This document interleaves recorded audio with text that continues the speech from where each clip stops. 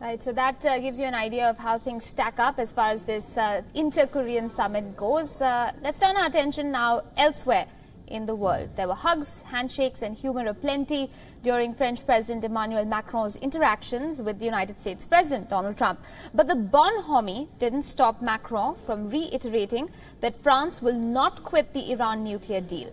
It also didn't stop him from tearing into Trump's stance on a range of issues from protectionism to climate change, subtle as it was. Here's more.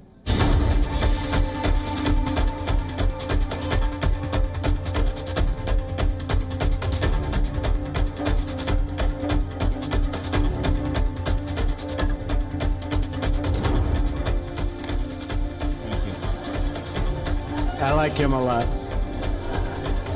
We do have a very special... If Trump thought he could get away with a diminishing gesture of brushing off dandruff of Macron's collar on Wednesday, he'll have to think again. I'll get that little piece of dandruff off. Great president. He's going to be a great president of France. If Macron is good at anything, it's not handshakes, hugs or kisses. It's discourse. So Macron hit hard and hit where it hurt, here at the US Congress. There are multiple points on which Macron slammed Trump. First, it was on Trump's nationalist moves. The French president called for multilateralism.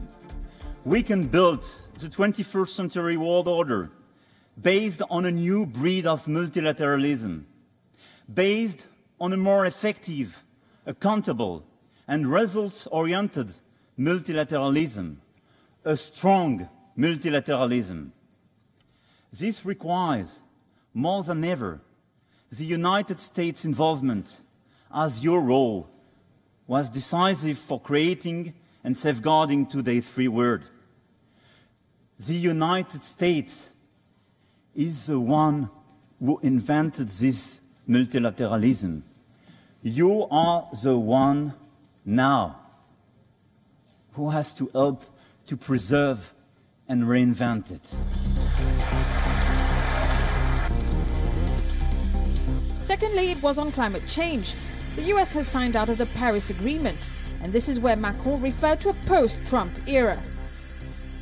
By polluting the oceans, not mitigating CO2 emissions, and destroying our biodiversity, we are killing our planet.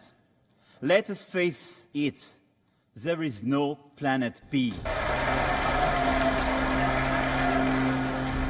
And I'm sure one day the United States will come back and join the Paris Agreement. And I'm sure... The applause here obviously came mostly from the Democratic side of the US Congress. The third element of Macron's speech was trade. The US is hitting the EU with tariffs, and Macron had this to say. A commercial war opposing allies is not consistent with our mission, with our history, with our current commitments for global security. At the end of the day, it will destroy jobs, increase prices, and the middle class will have to pay for it. And last but not least, Iran. As for Iran, our objective is clear. Iran shall never possess any nuclear weapons. The French leader's speech to lawmakers was a dramatic twist at the end of the three-day visit. If he had until then showcased a bromance with Trump, his speech showed he definitely saved the best for last. Arabella Sibulak, WION.